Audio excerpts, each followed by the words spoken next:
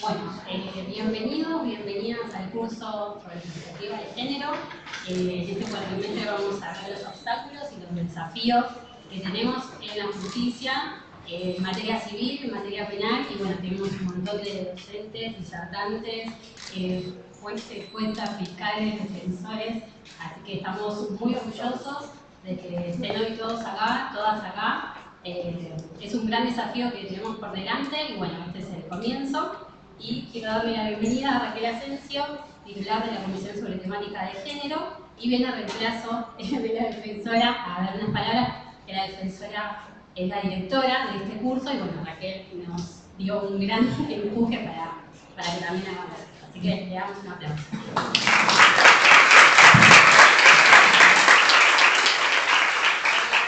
Muy buenas tardes, como decía Natalia, estoy en representación de la Defensora General de la Nación, porque la doctora Ángela María Martínez no se encuentra en la ciudad de Buenos Aires, pero bueno, desde el primer momento que supo de la iniciativa del sindicato, alentó mucho la idea y quiso ser parte de este proyecto. En principio, hay un compromiso institucional y personal de la Defensora General y de quienes formamos parte, por supuesto, de la institución, más de quienes tenemos la responsabilidad de trabajar en la agenda de género, pero no solamente porque depende de una buena predisposición o de cierta inclinación en favor o no de ciertos contenidos, sino básicamente porque según los mandatos internacionales que el Estado ha asumido, forma parte de la responsabilidad de las obligaciones que tenemos todos aquellos que formamos parte del sistema de administración de justicia, poder incorporar una perspectiva de género que nos saque un poco, ¿no?, esa pretendida neutralidad del derecho tal como la aprendemos en la facultad. Así que bueno, por eso consideramos que esta iniciativa del sindicato ha sido más que oportuna, más que necesaria. La gran convocatoria que ha tenido lo confirma. Y algún detalle, que no sé si lo contaron o no lo contarán, es que esta iniciativa tuvo lugar antes de que se apruebe la ley Micaela, con lo cual el criterio de oportunidad estaba desde ya súper claro y a la luz de este reconocimiento legal, de lo que ya estaba fijado en tratados internacionales, la regulación local, creemos que este curso da cuenta de no solo la obligación que tenemos aquellos que formamos parte del sistema de la Administración de Justicia de formarnos en temas de género, sino también de la necesidad que tienen todos aquellos que estaban pidiendo lugar en este curso. Así que bueno, felicitaciones a los organizadores, muchas felicitaciones, una iniciativa así por parte del sindicato nos parece que es realmente muy importante. A los docentes, por supuesto, que han aceptado ser parte de esto y bueno, que sea muy productivo y que puedan disfrutar este curso. Muchas gracias.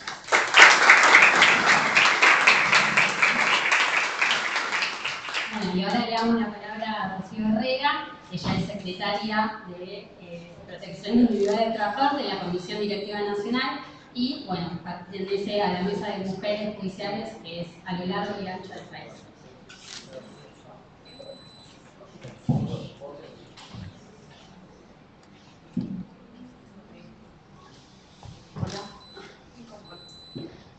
Bueno, antes que nada agradecer a Raquel, gracias por venir y saludos para la defensora.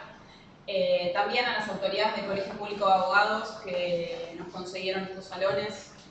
La verdad que veíamos que se acrecentaba cada día, cada hora en realidad la cantidad de inscritos y nos estábamos quedando sin lugar y la idea era que pudieran acceder al mismo la mayor cantidad, pero bueno, vamos a tener que repetirlo seguramente porque hubo mucha gente que no quedó en esta instancia. Gracias, doctora Caputi, por ser quien inicie el curso hoy, y también a los funcionarios y magistrados que algunos vinieron aquí presentes, que también después vamos a encontrar en algunas clases dándonos sus conocimientos, que es muy importante para nosotros esto acá. Y quiero particularmente hacer un agradecimiento a tres compañeras que forman parte de la Mesa de Mujeres: Natalia Galván, presente de la Defensoría General de la Nación, Paola Corbeta del Ministerio Público Fiscal y Carolina Sorti del Poder Judicial de la Nación, que son tres compañeras que brindaron todo su conocimiento y su energía para que este curso hoy sea posible. Así que un gran agradecimiento y reconocimiento a ustedes tres, que me parece que muestra lo que los trabajadores y trabajadoras podemos hacer por un mejor servicio de justicia.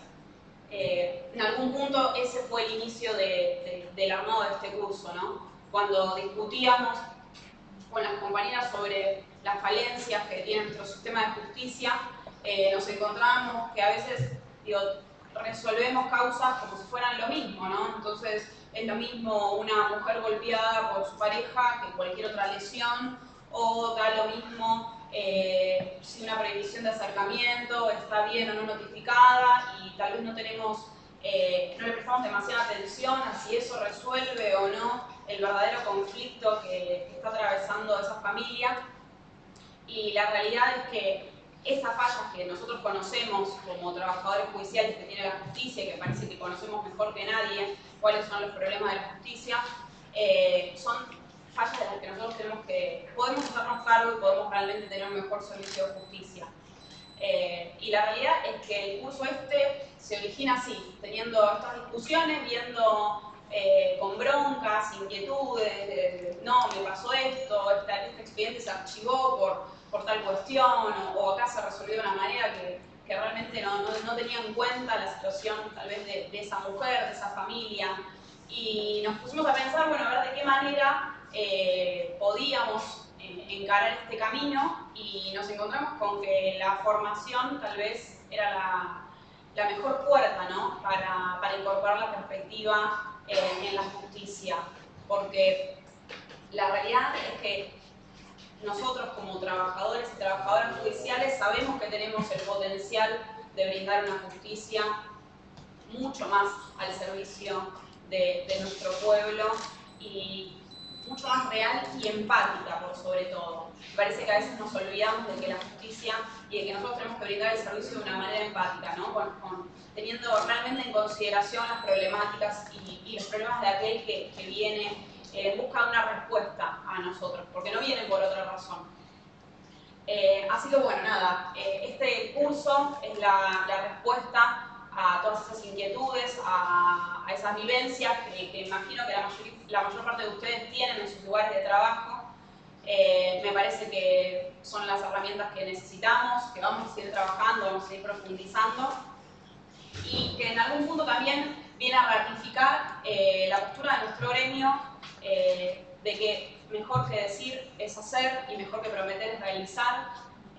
Acá estamos, iniciamos esta discusión hace varios años, llevó mucho trabajo, pero el resultado es este curso que me parece que realmente lo estábamos necesitando, y que queda demostrado que en todas las materias, pero también en esta en particular, no se trata solo de meros discursos, no se trata solo de fotos, hay que trabajar realmente para conseguir una justicia con valores, con perspectiva, y particularmente para lograr alcanzar como trabajadores una patria justa, libre y soberana.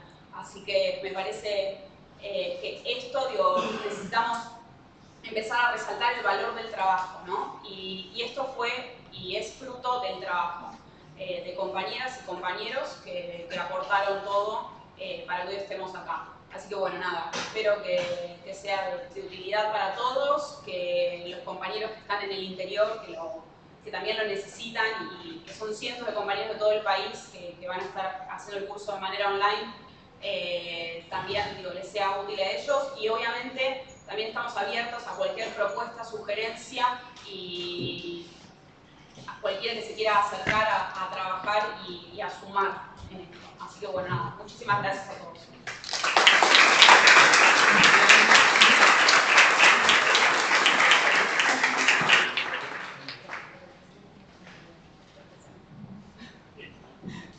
Bueno, le damos la palabra a nuestro secretario general, Julio Piumato.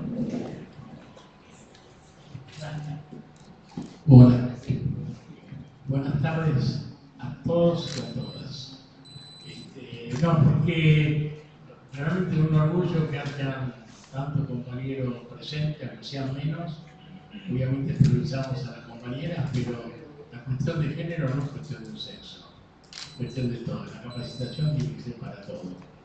Así que felicito a los compañeros que se han anotado. Incluso hay un compañero que cumple años hoy y festejó su cumpleaños acá, viniendo a este curso. Así que tanto feliz cumpleaños, compañero de juventud del pueblo laboral. No, realmente es trascendente este acto.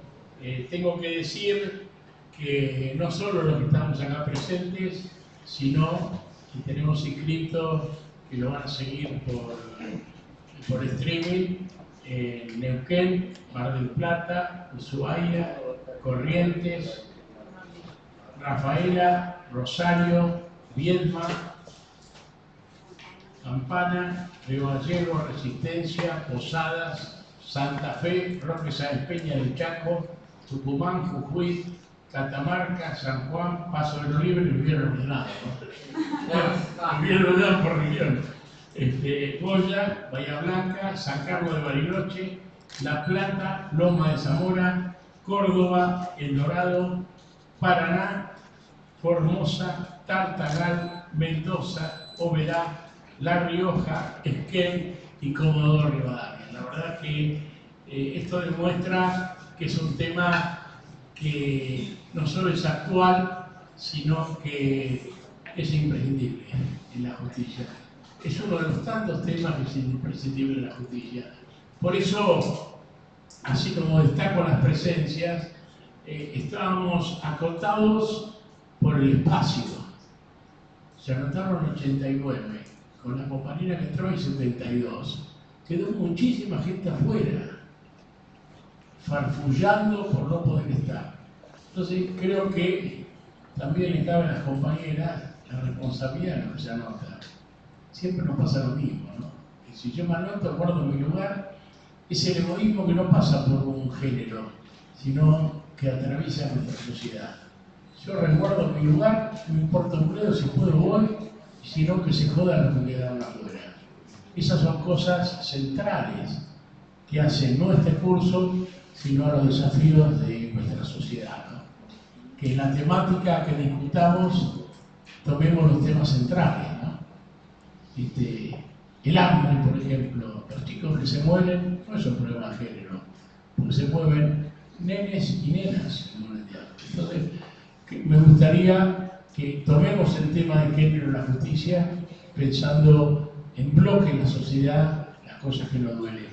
Me encanta que esté presente aquí, se haya anotado en el curso. Para mí es un símbolo, ¿no? Es un símbolo de nuestra sociedad, que muchos creen que llegan a un lugar y saben todo, que están para dar cursos. Y otros creemos que uno siempre aprende, ¿no? No importa dónde esté. Así que destaco la presencia de la compañera jueza de familia Miriam Cataldi, que va a ser disertante en este curso, pero se anotó a hacer todo el curso. Entonces, esto es la Argentina que queremos, ¿no? La de la humildad, la del compromiso, la de saber que siempre tenemos cosas para aprender, cosas para trabajar, cosas para luchar.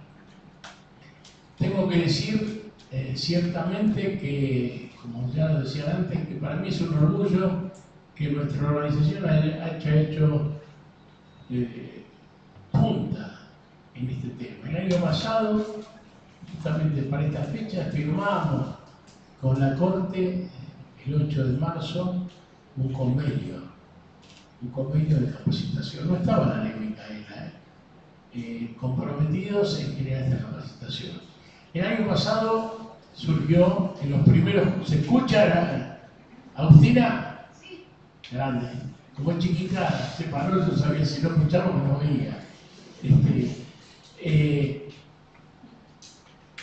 Y se capacitaron las primeras compañeras para replicar los cursos. Nosotros no esperamos que haya una ley para hacer las cosas que debemos hacer.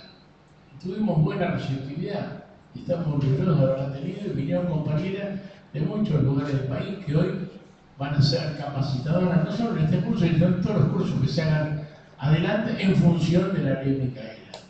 Y también es un orgullo que los gestores de la ley Micaela estuvieron empleados a través de dos compañeras, una para laboratorio del fuero penal, hoy está trabajando, pobre, no pudo estar acá, pero haber sido protagonistas, porque no solo no nos alcanzaba con haber impulsado esto, sino queríamos necesario impulsar que hubiera ley que lo hiciera obligatorio en el Estado, en los 3 poderes del Estado.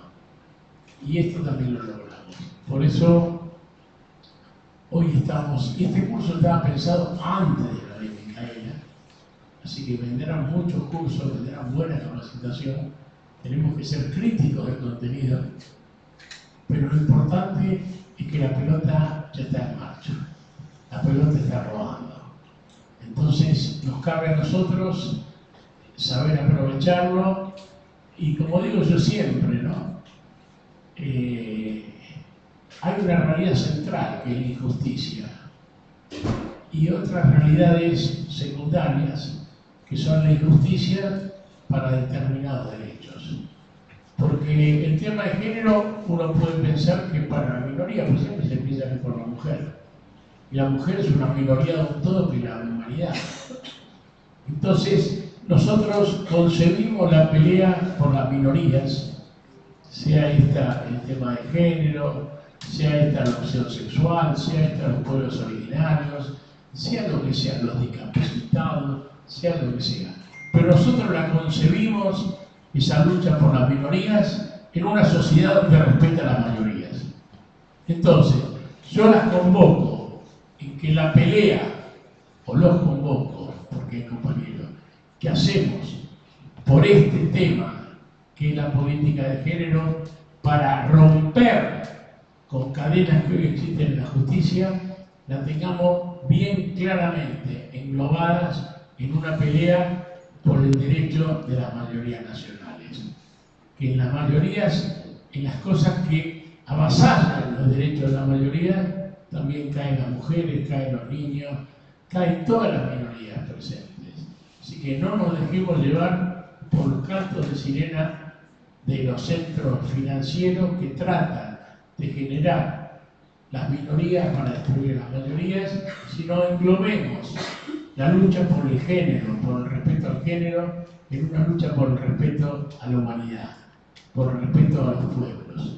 Esto creo que es lo fundamental. Si no, vamos a terminar siendo funcionales a los que solo buscan desglosarnos, dividirnos, para imponer sus políticas de sumisión. Así que felicito a todas las compañeras que han trabajado y compañeros, porque el seminario de capacitación es Juan Cruz y estuvo al pie del cañón en esta capacitación, en esta organización de este curso.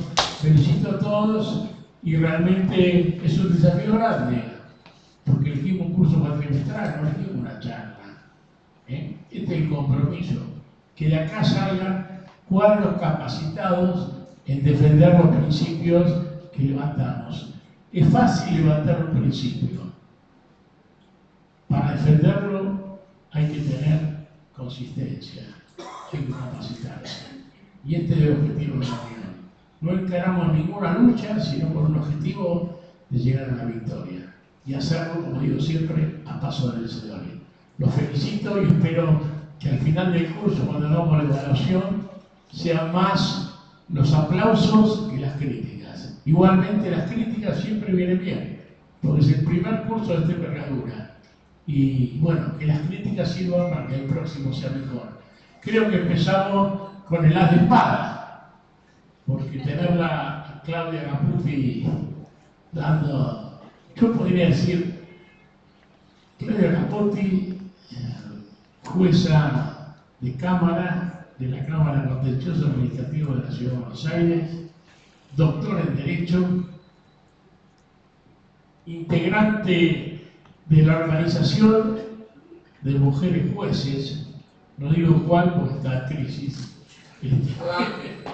pero yo prefiero decirla con una compañera sensible que se siente una más en esto y que tiene la grandeza de los sabios, la grandeza de los sabios y de los comprometidos. No luce cargos, luce el compromiso y su sabiduría lo pone al servicio de las grandes causas. Por eso felicito al organizador del curso de haberla puesto como apertura de este curso a la compañera Claudia Raúl.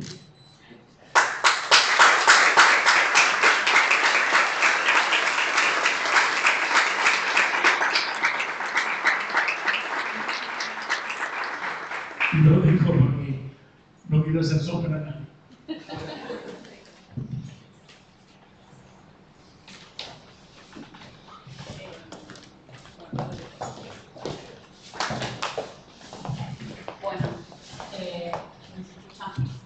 Ahora sí vamos a dar inicio a este curso.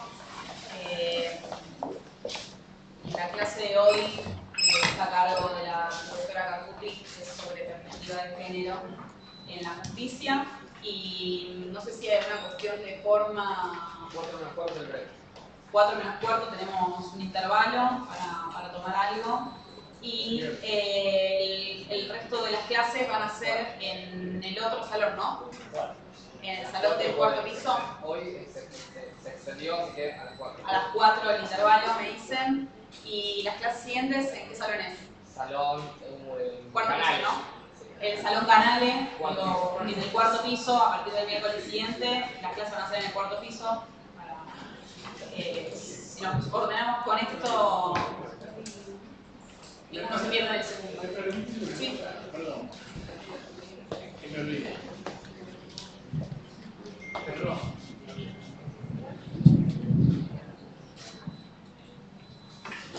Me olvidé de decir algo. Este curso estaba pensado hacerlo en los salones de la Corte Suprema. Nosotros le ofrecimos en su momento la dirección de este curso el año pasado a la doctora Hayton de Nolasco. Ella declinó, por eso le dijimos a doctora Estela María Martínez.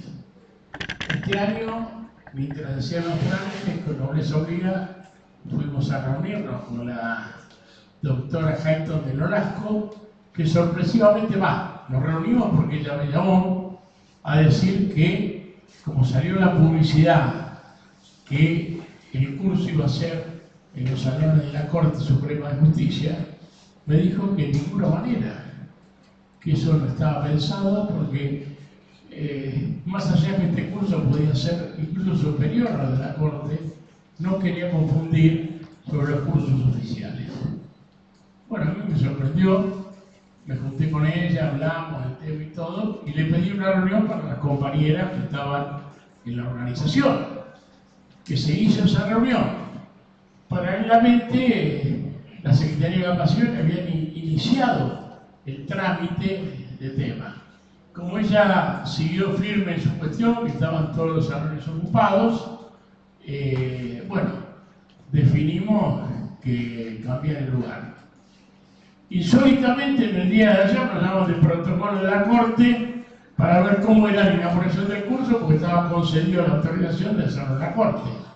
Ya no entendíamos nada. Obviamente no podíamos cambiar el lugar. Pero bueno, es la Corte que tenemos hoy. Nosotros respetamos la palabra de Hayton, pensamos que era la palabra de la Corte, pero evidentemente no pasaba eso. Por eso nos disculpamos cuando dijimos se hace en la Corte, después lo cambiamos, pero si hubiéramos sido irrespetuosos con la palabra de Hayton, hoy hubiéramos estado legalmente inaugurando la Corte. Lo quiero aclarar esto para no decir que somos improvisados nosotros. Desgraciadamente tuvimos que presentar una nota en la Corte explicando todo esto, porque parece que nos dieron la autorización y nosotros la declinamos. Y esto nos jorobó para futuros cursos. Así que hoy nos presentamos en la Corte, explicamos que no era responsabilidad nuestra, que nosotros confiamos en la palabra de la responsable de la Oficina de la Mujer de la Corte Suprema, que es la doctora Hayton de Nolasco. Lo aclaro esto para evitar confusiones. Muchas gracias.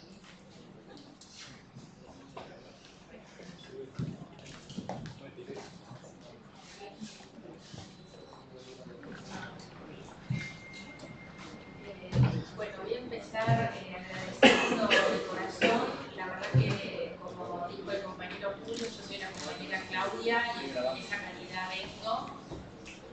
También tengo que reconocer mucho que yo le pedí al compañero Julio que incluyera como cursantes a personas que no eran afiliados como lo soy yo y tengo el orgullo de llevar carnet online, ¿no? Porque uno lo tiene en el celular de afiliación a la Unión, para que pudieran tener esta experiencia. Él obviamente, yo ya sabía que me iba a decir que sí, pero bueno, fue muy generoso y aceptó.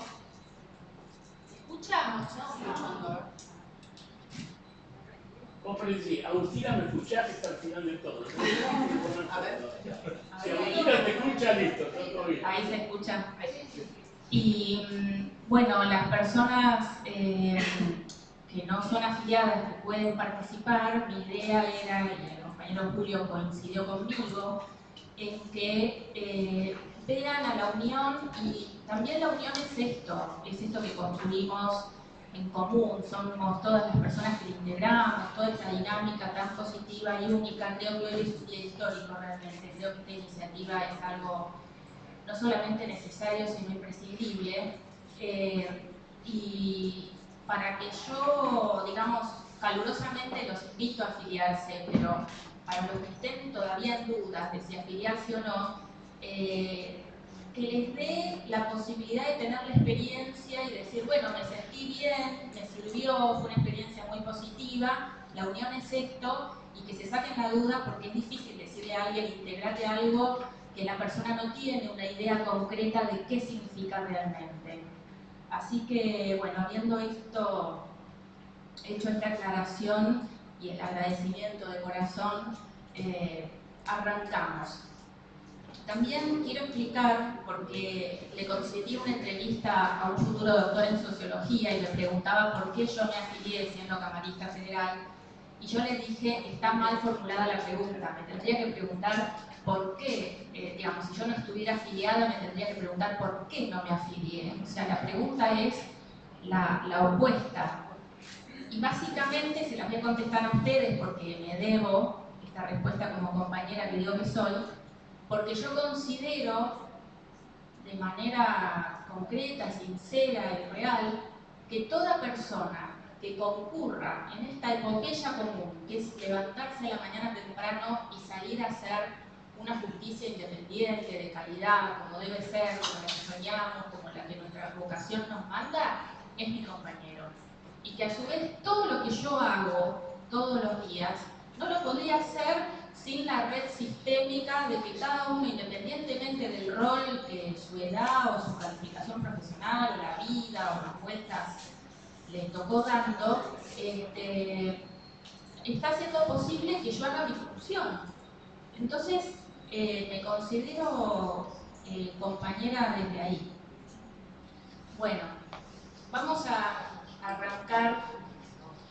Tengo que hacer una breve referencia a que yo ya dije que trabajo en un fuero cuya temática es contencioso administrativo federal.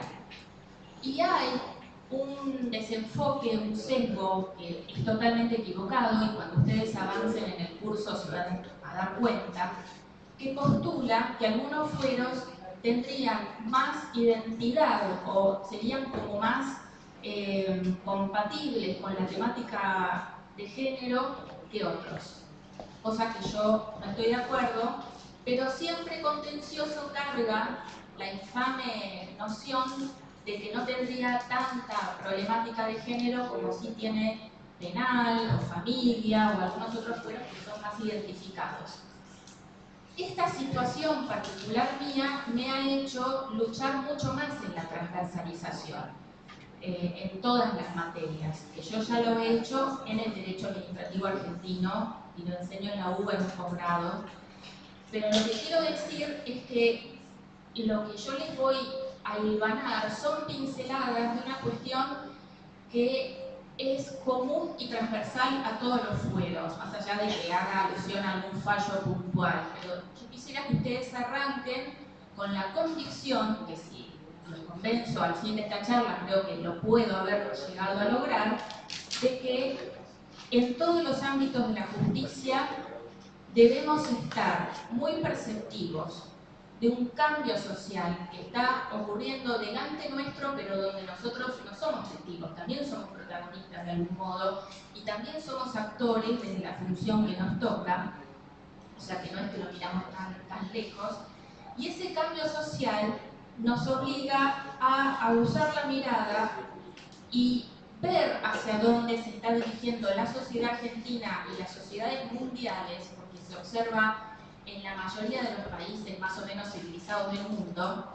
y si no se observa ya les dice mucho, porque es que la noticia no llegó, y eso indica bastante también, dice mucho. Y este cambio nos exige nuevas capacidades y habilidades, que si no las tenemos vamos a estar haciendo algo muy cercano a una mala praxis jurisdiccional, que es lo que todos debemos tratar de evitar. Solamente como canapé, porque se repitió mucho la idea de la ley Micaela, y está bien, la tenemos que tener en nuestros botiquines jurídicos, en nuestro bolsillo y en nuestra mesa de luz. En el año 2005 yo publiqué un artículo refiriéndome al entonces llamado Plan Nacional contra la Discriminación, que era un decreto del entonces Poder Ejecutivo Nacional que establecía un plan con 248 pautas de acción concretas para revertir la discriminación en varios ejes y que desde luego tenía un capítulo referente a la mujer. Y en el referente a la mujer daba una enumeración de situaciones de vulneración directa y clara y grave y preocupante de derechos de las mujeres, incluso con el derecho positivo vigente hace 14 años, que luego sabemos que se amplió, creció, y yo destacaba en ese artículo de 2005 que se proponía o se combinaba a robustecer la capacitación en todos los ámbitos del Estado. Este artículo fue escrito retomando otro que yo escribí en el año 2000, hace casi 19 años, sobre el rol del Estado como maquinaria, digamos, en la realidad de la discriminación o en las políticas antidiscriminación, donde lo que yo demostraba era una paradoja entre la mano derecha del Estado firmando leyes y suscribiendo compromisos internacionales y la otra mano tal vez vulnerando o, digamos, perjudicando la paridad o la equidad de algún colectivo que estaba siendo discriminado en una serie de 20 ejemplos concretos que yo di en aquel momento. Así que fíjense que esa aspiración y ese mandato a la capacitación permanente es algo que tenemos de larga data. Quiero empezar como el concepto nuclear que ustedes van a tener que dominar es la mirada de género. Voy a dar una definición, si quieren, diferente, porque ustedes van a recibir muchas definiciones. ¿Qué es género? ¿Qué es un montón de cosas? Y yo he visto, inclusive he ido a algunos países donde el experto tenía que leer la definición. Si el experto tiene que leer la definición, ni siquiera el lego va a aprender la definición.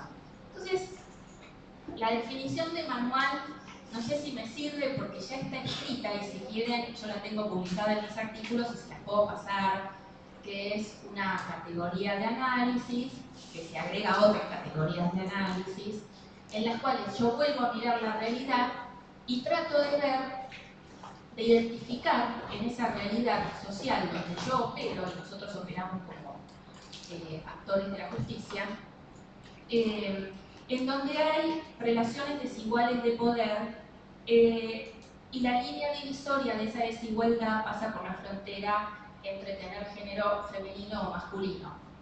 No vi en ninguna definición que incluyan las personas que se automanifiestan como neutras, eso va a haber que aclararlo en algún momento o incluirlas en el marco teórico, que están habiendo cada vez más. Ya tuvimos una sentencia hace poco en Alemania, en Canadá, en varios países están habiendo más avances. Pero la definición que yo quisiera que ustedes se lleven en el botiquín jurídico que ustedes tienen que tener en su bolsillo, en su cartera de la dama y el bolsillo del caballero, es la de que la mirada de género es en gran medida vamos a pensar en un instrumentador quirúrgico, que para su trabajo tiene una cajita de metal, con tapa de metal, y tiene el instrumental para una operación. Digamos, si yo le muestro a una persona, digo, mira, Rocío, mi prima es instrumentadora, te comparto y te abro la caja. Vos seguramente me digas, yo vi 3 palitos y una tijerita. No sé si era para cortar las uñas o cortar qué cosa. Bueno, cuando ustedes hicieron la tecnicatura y aprendieron que con eso se salva la vida a una persona y el cirujano necesita sí o sí eso para operar, van a ver que le dice, si quiere cortar una arteria, es esta tijera que tiene un nombre, que es número 3, y la número 5 corta tendón porque es más duro y requiere la tijera con otro mango, y esto es el escalpelo, el bisturí, y digamos, lo que a primera vista parecía un palito plateadito, brillante, y que parecían 3 palitos idénticos, son instrumentos de precisión con un rol y una finalidad totalmente diferente. Entonces, lo que les permitió ver la diferencia entre si tengo que cortar un tendón o una arteria, es la tijera número 3 o la número 5, o la que se llama mayo o la que se llama de otro modo, y ver 3 varillitas de metal que no sé qué son, es la perspectiva de haber estudiado y saber qué son esos y para qué sirve. Vuelvo entonces a la mirada de género y les recuerdo que en algún momento, si no todos los días, de la función judicial, como la mitad más 1 de la humanidad somos mujeres y queremos que haya una sociedad más paritaria, van a tener que sí o sí aplicar alguna norma positiva o llenar la laguna por vacío de normas o aplicar el principio aplicando Benedetto Pará, la CEDAW, la Ley de Protección Integral o la de parto. En algún momento lo van a tener que aplicar.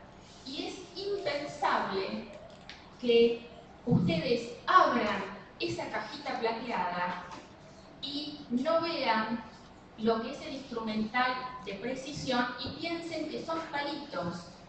Porque los palitos que ustedes van a ver, les voy a decir el nombre jurídico con nombre y apellido para que ustedes lo tengan en su botiquín. La consigna es, no sé cómo y se lo van a arreglar las que tengan que dar las clases siguientes, es que ustedes tienen que saber a fondo qué son estos conceptos. Yo se los digo ahora para que les empiece a quedar el tímpano. Bueno, género, vulnerabilidad, bueno, acceso a justicia más o menos creo que tenemos ideas, violencia, desventaja social, le agrego aporofobia, que es algo que lo mencionó el compañero Julio sin darle ese nombre, pero ese pánico a los pobres tiene un nombre, se llama aporofobia, invisibilización, naturalización, economía del cuidado, oikonomías, binarismo, igualdad, discriminación, estereotipos, poder, patriarcado, feminismos con plural, porque ya van 19 las variantes que hay, relaciones desiguales de poder, remito de nuevo al concepto poder, y una larga nómina de temas que nos obliga a nuestras falencias jurídicas a agregar un conocimiento interdisciplinario desde lo sociológico, lo histórico y lo antropológico. Esto nos genera dificultades porque en el caso mío, yo me recibí de abogada en 1993 y ninguna de estas palabras, salvo tal vez poder, las escuché nunca. Todo, bueno, no se daba y se siguen casi sin dar en las universidades. Por eso es doblemente valioso que la unión de judiciales del gremio levante el guante y diga este contenido hay que darlo. Eso para mí obviamente es un día histórico, nos vamos a dar cuenta de acá a varios años. Entonces, ustedes estudiaron un derecho que carecía de los conceptos más utilizables y más necesarios en la vida de hoy. Conceptos que solamente les tocan de la violencia. Si Si ustedes hacen un ejercicio, una vez que aprendan tanto los tipos en que se manifiesta la violencia como los contextos en los cuales se manifiesta, que nos da la combinación de tipo y contexto, y empiezan a poner una maquinita y apretar un botón en cada vez que ven una violencia, sobre todo, por ejemplo, jugando con la simbólica, o tal vez con la psicológica, que es mucho más difícil de ver, o la económica, no tanto la física o la verbal que nos traspasa, y lo hicieran a conciencia ese trabajo durante 2 semanas, desde ya que no llegarían a las 2 semanas. En menos de 24 horas quedan sofocados y les agarra un ataque de pánico y los tienen que internar en una guardia por un pico de presión. En el sentido de esa sensibilización a esos temas hace que aumente nuestro umbral, digamos, perceptivo y que estemos activamente tratando de detectarlo para hacer un ejercicio para la facultad o para algún trabajo académico o que nos parezca útil, y sucumbiríamos en la sociedad actual. Sin embargo, aún haciéndolo por tramos y por pedacitos, 1 hora por día, el ejercicio vale la pena. Luego uno tiene que hacer, obviamente, un proceso interior para no morir emocionalmente en el intento de sobrevivir a esa sensibilidad a esos temas. Pero, en un estado, digamos, brindar justicia bien y legalmente, según lo que quiere el preámbulo y la sección pertinente de la Constitución y de los pactos, sin haber hecho ese ejercicio, es estar, y lo digo y perdón que sea tan dura, pero lo tengo que decir, es estar rayando en la mala praxis jurisprudencial, o jurisdiccional, mejor dicho. Y también tengo que ser dura y ser realista y decirles que a menos que se hayan recibido de un lugar maravilloso y en tiempo muy reciente, todas las personas que tienen de 35 años para arriba aprendieron un derecho sesgado. O sea que tiene una falla estructural y grave, porque no desarrolló en ustedes esta habilidad y porque ustedes, si siguen viendo palitos, yo sé que no, y que pongo la mano en el fuego por Rocío, mi redactora, por Cruz, Federico, digamos, Julio, pero después no sé, porque chequear eso es muy difícil. Se tiene que mostrar en un ejercicio cotidiano, pero ustedes, digamos, todos tenemos que empezar esto con la humildad de decir que el derecho que nos enseñaron, como no estaba transversalizado, porta un defecto de su núcleo, y eso es grave, les digo que es desesperante. En la transversalización académica, y yo que tengo mi vida académica, no he notado que las universidades fueran polos o usinas de convocar a las personas y decir voy a replantear y escribir de nuevo la biografía.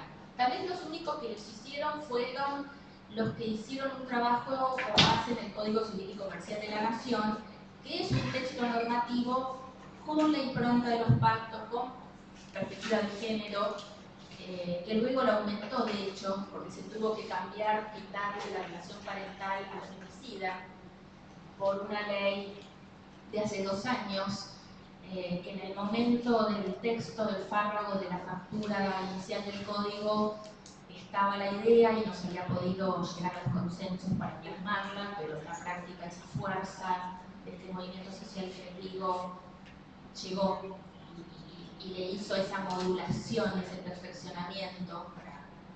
Pero en derecho administrativo y en muchos otros derechos se sigue enseñando con normas, digamos, no solamente con normas, sino con bibliografía y apuntes pre-CEDAW, pre-Belén Pará.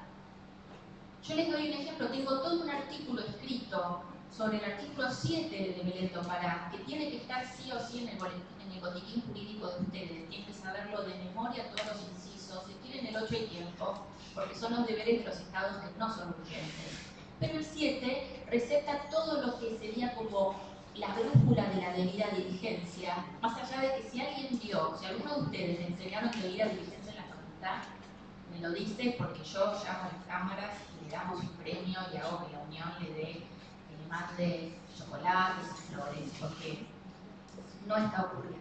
Con lo cual es posible que en este curso ustedes tengan la primera exposición a un pensamiento de qué es la debida diligencia en clave de protección de los derechos de mujeres, niñas y ancianas. Y bueno, en ese artículo yo decía que se hablaba, en 4 veces aparece la palabra administrativo en el 7 de Belén do Pará. Sin embargo, el derecho administrativo mira para otro lado.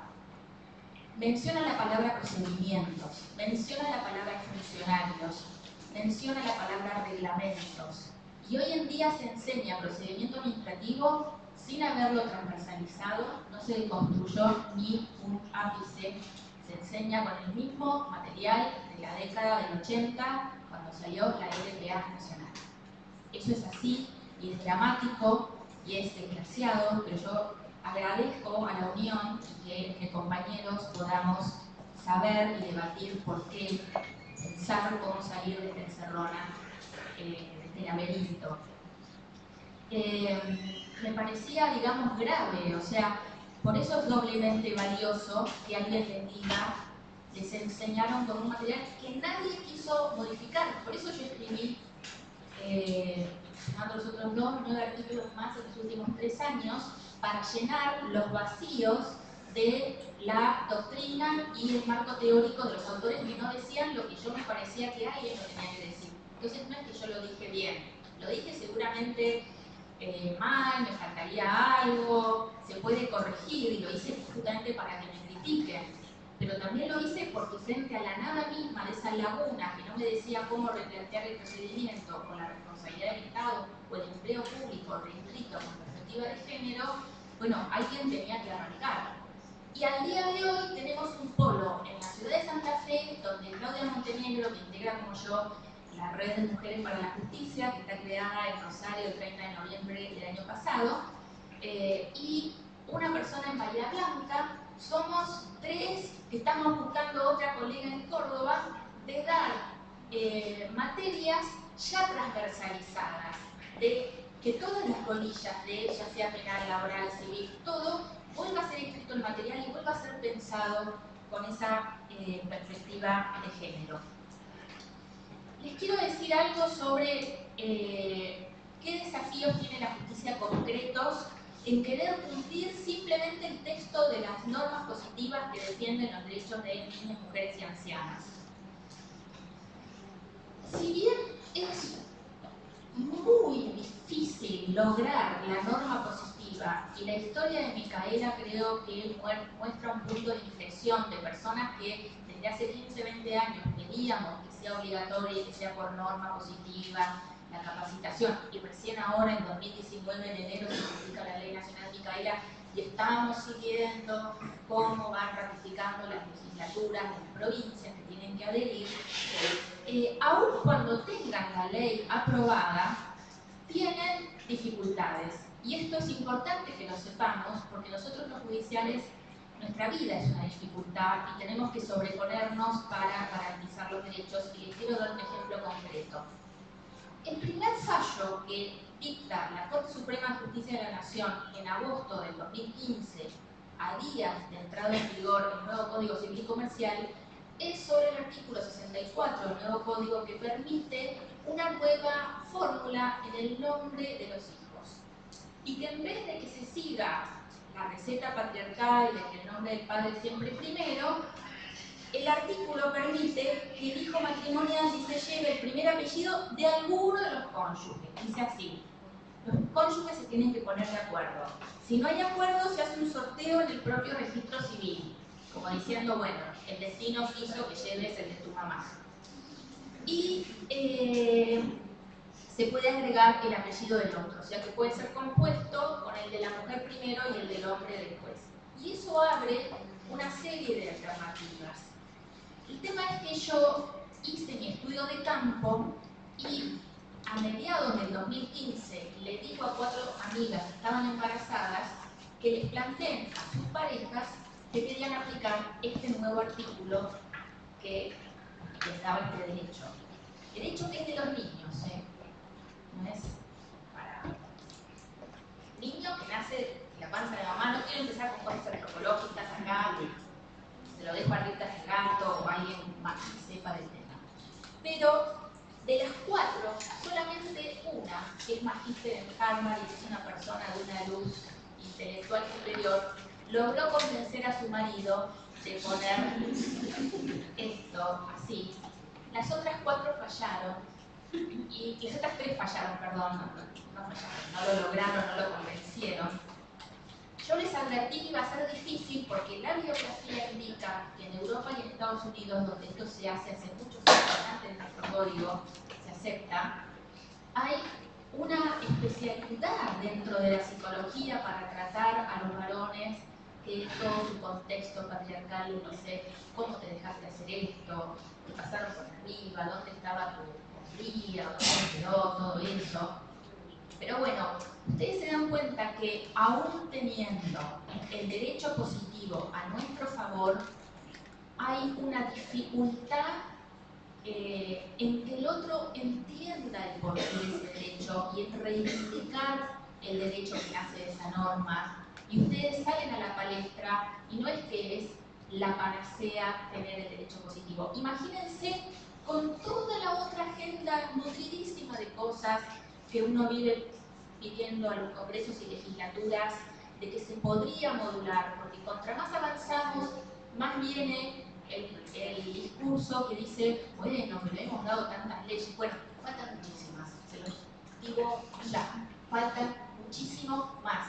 Esto recién, no digo que esté empezando, pero está muy lejos de estar terminando. Me pasa que las leyes nuevas no solamente no se sabe que existen, sino que no se sabe qué solución innovadora traen. Y doy porque ustedes, aunque no estén en el fuero electoral, como ciudadanos referentes del país al trabajar y ser compañeros de la justicia, tienen que saber que por la ley 27.412, que va a pasar como una especie de reality show delante de nuestras miradas este año, porque es la ley de paridad, yo sigo hablando con operadores del sistema que no saben lo que es, no saben lo que es el código electoral, no saben qué diferencia hay entre cuota y que sea paritaria, digamos 50-50 el armado de las listas para cargos políticos, no saben toda la lucha jurisprudencial que llevó eso. Entonces ustedes eso lo tienen que saber. En el fuero en el que estén hay cosas, miren, les doy un ejemplo, hace 2 años cuando vino Pilar Raúl al país, tuve la gran suerte de que ella dio un desayuno para 10 mujeres. Pudimos estar en una mesa así, ella nos habló media hora y después era todo charla, libre, poder tenerla ahí y preguntarle. Entonces nos dice, bueno, yo no era nada, era la compañera Claudia y eran todas mujeres famosas, digamos. Yo no me conoce nadie, no soy nadie, pero eran todas personas famosas, importantes. Y Pilar Raola pregunta cuántos femicidios había por año en la Argentina. Entonces yo miro a las famosas, que me parecía que por ser tan referentes y tan consagradas iban a saber, y digo, chicas, díganle a Pilar. Nadie lo sabía. Y me decían, no, porque yo no estoy en el ámbito del derecho. Yo soy esto, soy lo otro. Todo ciudadano que se precie de tal tiene que saber la cifra, tiene que saber el desendegado, porque es un fenómeno social y más nosotros en la justicia.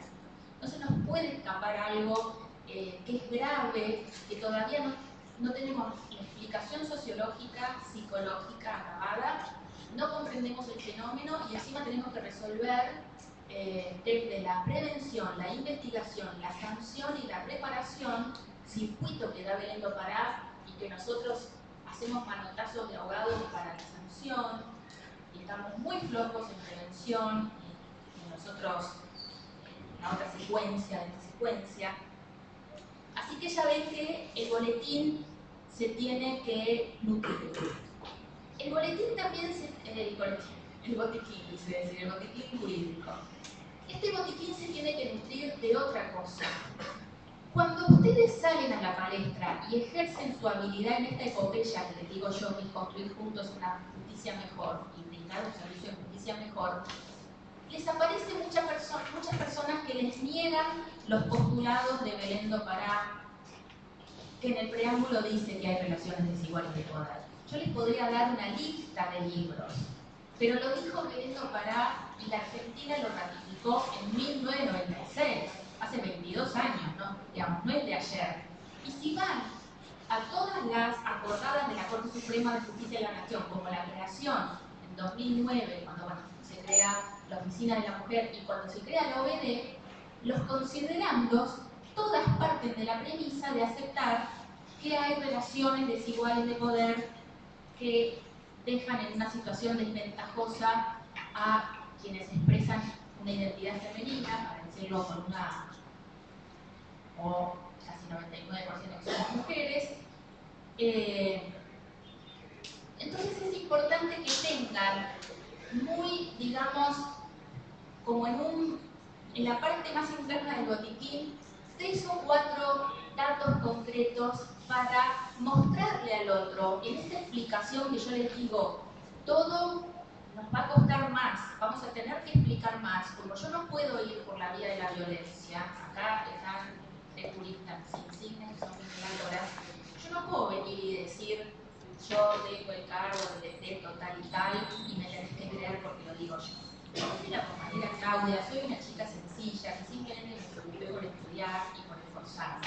Entonces, tengo que llegar al otro con un discurso racional, que el otro pueda empatizar con él, que se referencia a algo que le pasa a él y que me comprenda. Y si necesita años para comprenderle, yo estoy dispuesta a esperarlo. Pero yo no le puedo meter la idea violentamente ni patriarcalmente o jerárquicamente diciendo, bueno, como lo digo yo, que tengo, no sé, el carrito de acá, y vos tenés el carrito de allá, me tenés que creer. Eso así no funciona. Y yo estoy haciendo, estamos todos haciendo el ejercicio permanente para que funcione. Entonces, por ejemplo, ¿quién ve las diferencias y brechas en el uso del tiempo? ¿Y cuán diferente es entre hombres y mujeres? ¿Quién lee ni les digo de femicidios, los datos de las tareas de cuidado, la feminización en el desempleo, en la pobreza, en el acceso al agua? El índice de feminización es algo que ustedes van a ver cuando vean la parte interdisciplinaria, que nos muestra que hace muchos años las cifras oficiales decían hay 18% de desempleo. Y sin embargo sobre las mujeres recae un 21 y sobre los hombres un 16. Entonces, claro, obviamente que si yo hago un promedio me da que es 18. Pero estoy desenfocando la realidad y entonces no estoy atendiendo al problema porque no estoy viendo que recae más sobre la mujer. Y si es un error de cálculo o a qué se debe ese fenómeno que yo debo, saber. Y ustedes dirán, y saber que cobramos un 26% menos, ¿qué hago yo con ese dato? Les voy a decir qué se hace con ese dato, se hace mucho. Y mañana, el viernes, va a ser un día especial, por ser el Día Internacional de la Mujer. Tomo esta actividad como una conmemoración y celebración en el sentido que le damos, ¿no? No es que nos festeje nada. En Francia, en Islandia, en muchas sociedades avanzadas, dijeron, yo soy mujer, trabajo 6 horas por día. 6 por 60 es que trabajo 360 minutos por día. Como yo cobro, por ser mujer, un 26% menos, se sacaba el 74%, digamos, de los 360 minutos de la jornada laboral y daba X. Y en ese momento, todas las trabajadoras de París salían a la calle. Y salían a abrazarse, las mujeres y los hombres también, porque es muy positivo y bueno que los hombres se solidaricen y acompañen. Salían a las 3:21 con 10 segundos, cuando daba exactamente que decían, por ser mujer, el sistema me paga hasta este minuto. Porque en lo otro es el 26% restante, hay brechas salariales, me lo están quitando, entonces simbólicamente no lo trabajo.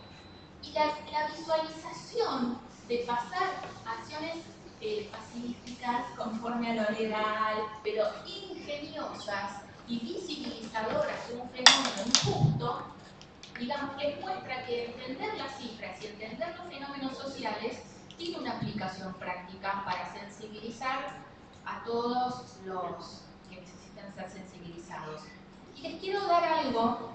Si yo vengo y charlamos en una charla de café y les digo cómo se orquesta la imparcialidad, estamos manejando ya, quisiera tener esta jerga, ya que ustedes son mis compañeras y compañeros común, porque dos chicas economistas de Harvard, que son Claudia Goldin y Cecilia Rose, en el año 2000 publicaron una investigación muy interesante, que cuando se lo digo a los escépticos, yo sé que ustedes no lo son, pero se lo doy para que lo incluyan en el boletín, y es un rapé que espolvoren y derramen, es como una aspirina para que ustedes vean que hace falta y es posible que les pase muchas veces por día.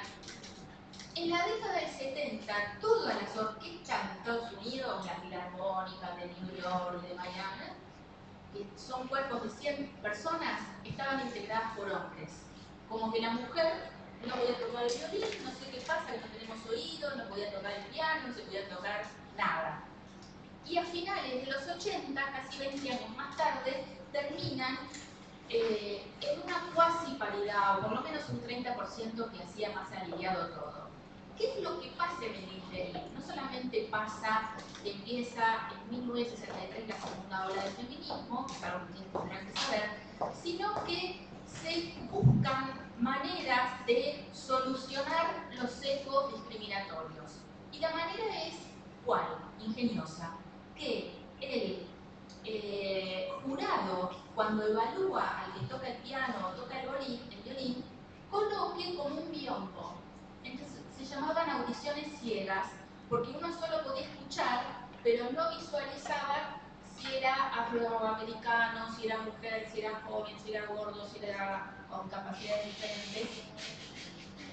Esa sola utilización de este biombo, en la práctica, traía que subía un 25% las chances de toda mujer de ser seleccionada e incorporada a la orquesta.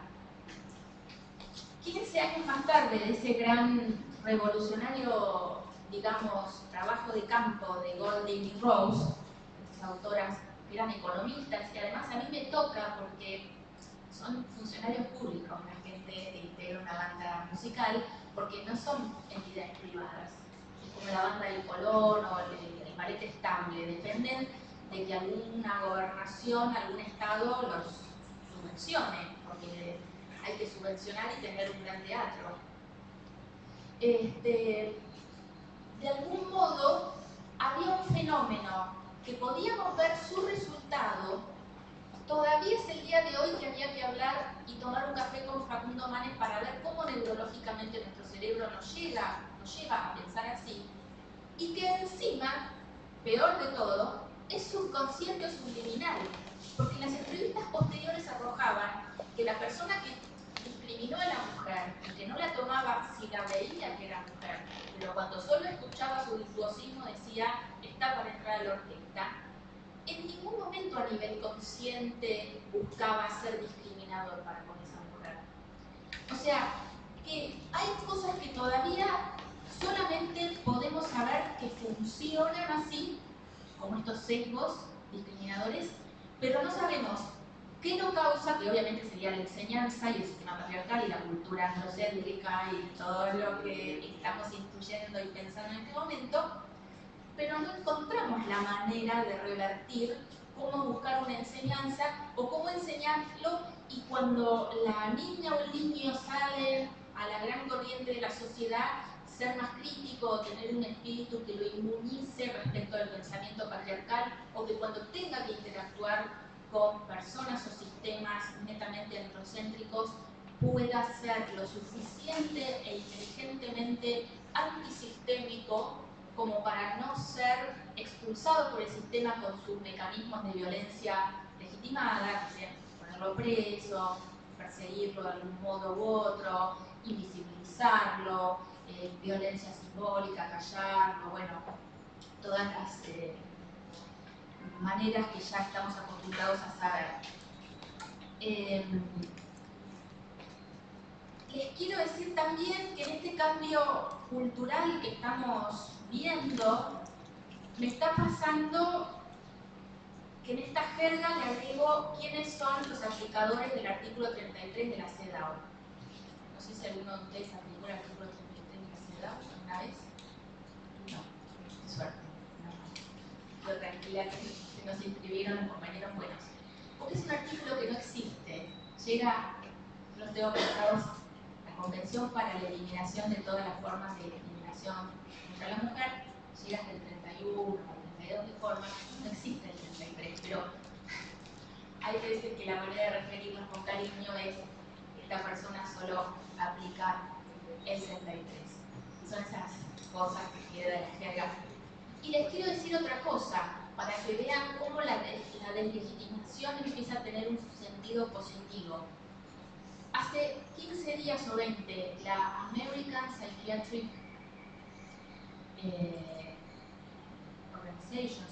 Association, la Asociación de Psiquiatras y Psicólogos Norteamericana, cambió el texto de las líneas guía, que son las recomendaciones para cómo encarar el tratamiento psicológico para varones jóvenes y hombres adultos. Generó, si ustedes pueden acceder a las redes sociales, una viralización de polémica porque incluyó la siguiente consideración, y es muy difícil decirlo traducido del inglés. Dice que todos aquellos varones, no lo dice respecto a las mujeres porque no es el ámbito de su análisis, dice, todos los varones que adscriban o mantengan a lo largo de su vida, en su personalidad, en su perfil psicológico, una manera de ser muy machista, muy como varonil, y se les vaya la mano en eso, están en riesgo de enfermedad mental. Esto es fuertísimo, y yo solamente los que están analizando el efecto cultural de esta consideración, de esta valoración, lo comparan cuando hace muchos años se consideraba que ser lesbiana o gay o de la comunidad LGTB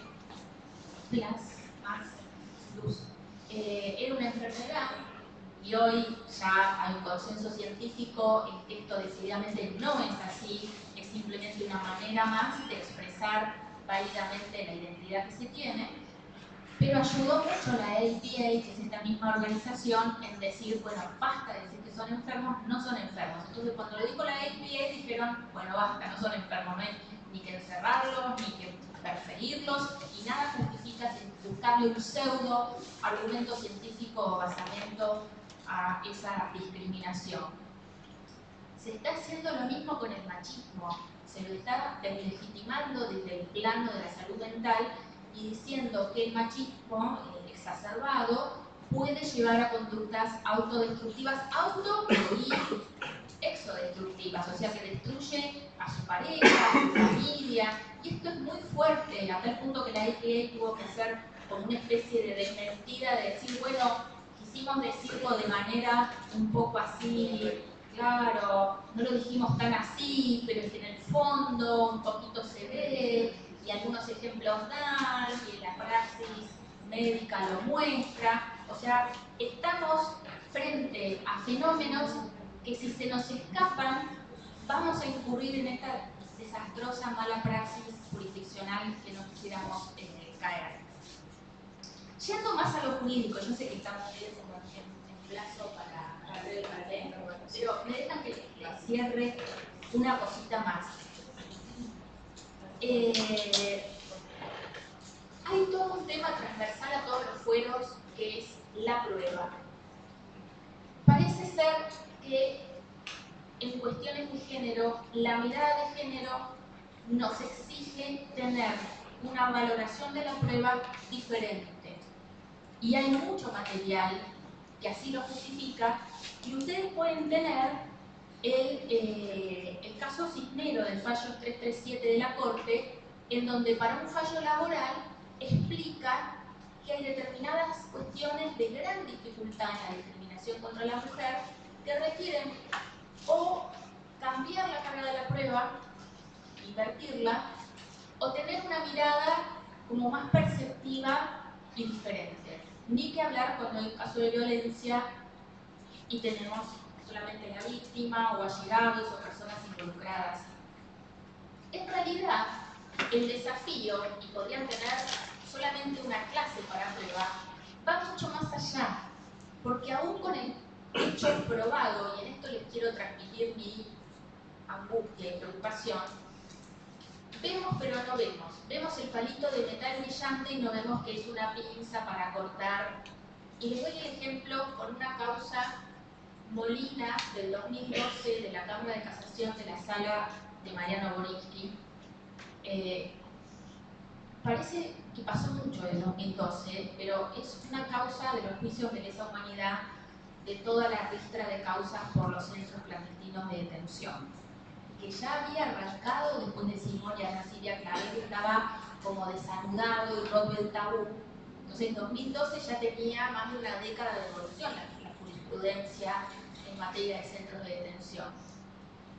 Esa causa Molina es la primera vez que se ve que uno de los imputados se le atribuye una figura penal de delito con connotación sexual como violaciones sistemáticas para quebrar la voluntad de la mujer detenida con grilletes en un centro de detención, con una connotación de lesa humanidad. No era una cosa hecha como, bueno, siempre sabemos que tiene, como diría Rita Segato, las maestras, un basamento de demostración de poder. Pero lo que me preocupa a mí es que yo, hablando con el doctor Borinsky, no sé si es el compañero Mariano, pero si quieren lo podemos afiliar, si quieren hacemos fuerza, creo que tiene buen material para afiliarlo. Él me explicaba que de repente vio la luz, que es una luz que tampoco estaba en el Estatuto de Roma, y la Corte Penal Internacional tiene un instructivo de cómo valorar los crímenes de lesa humanidad con connotación sexual en ámbitos de graves violaciones masivas de derechos humanos, y que es tardío, que demora 10 o 15 años en calar en la jurisprudencia. ¿Por qué? Porque viene el testigo y viene la víctima y relata, quebrado, mal, angustiado, que, bueno, que pasó lo que pasó, que fue privado de su libertad, que hubo torturas y que hubo abuso sexual contra mujeres, mujeres pariendo, bueno, en circunstancias espantosas y que le quitaran a su bebé. Y sin embargo, cuando se pasa el limpio y el hecho se traspola y se conecta con el tipo penal, solo estaba la privación de la libertad y la tortura, y alguna lesión leve.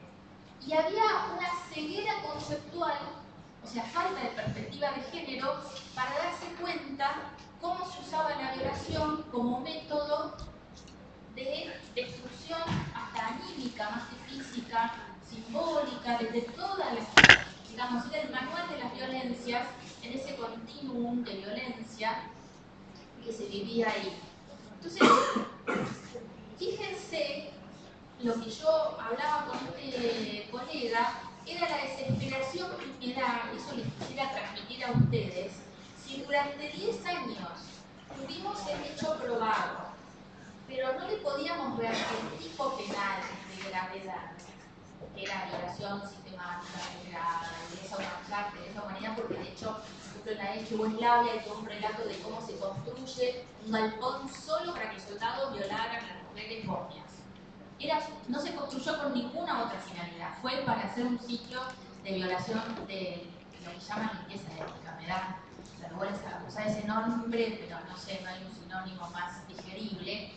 Entonces, si pasaron 10 años de delay entre que el hecho está probado y que le demos la catadura jurídica y la subsunción, el encuadramiento, la figura, ¿qué nos está pasando? Yo le decía a Mariano, a ver, esto lo hizo gente con posgrado en penal, doctores, en todo. ¿Hay algo que esté delante nuestro, un elefante blanco, que lo estemos viendo y lo estemos poniendo en un acta y que estamos certificando que está y no le estamos dando la figura jurídica acorde? Porque ya ven que probar no es la panacea de nada. ¿Qué otra figura se nos va a escapar? Y en el 2025, alguien sentado acá vas a venir, Rocío, a dar la conferencia de cierre y vas a decir, encontramos la otra cosa que estaba delante de nuestra vista y veíamos el palito plateado. Creo que esto merita un café. Les quería transmitir la angustia que me da ese otro palito plateado y ese elefante blanco caminando delante nuestro y que encima decimos que está y que nuestra mente jurídica está bloqueada y con un sesgo que por falta de perspectiva de género no le estemos terminando de ver.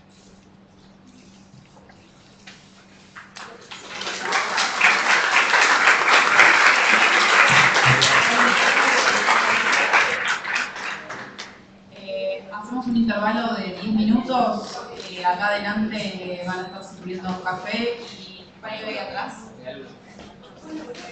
Los baños. Y los baños están al fondo por si alguno tiene dudas.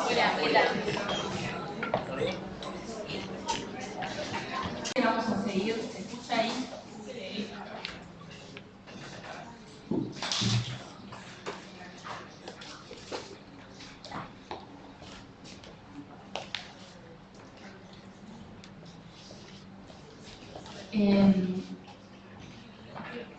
Los invito a incorporar en este boletín, yo lamento que esté tan lleno de gasa, perdinos y curitas, pero es que hay muchas heridas que necesitan ser reparadas.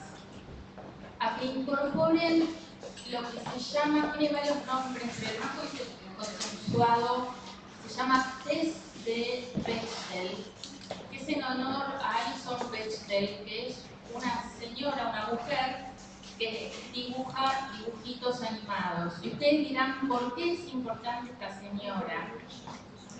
Porque esta señora delineó una lista de chequeo, de verificación de 5 factores o parámetros con los cuales identificar en la comunicación artística, llamémosle series, películas que ven ustedes, cualquier programa televisivo o material de visualización que es comunicación, ver si tiene o no perspectiva de género. Entonces el test arroja los siguientes resultados. ¿Qué es lo que tienen que chequear? Ustedes hacen el ejercicio de ver una escena de una película y tienen que ver si o toda la película entera y ver si alguna de las escenas que componen la película tuvo un personaje mujer, pero a su vez hablando, digamos, tiene más score, más puntaje en ese test, porque no es que da aprobado o desaprobado, da un puntaje entre 10 y 0, o podría elegir entre 5 y 0, en donde da más puntos si es, por ejemplo, que yo esté hablando con Rocío y una mujer que hable con otra, y si el contenido de la charla que estamos manteniendo tiene alguna cuestión, digamos, en clave de lo femenino, sube el puntaje de ese test.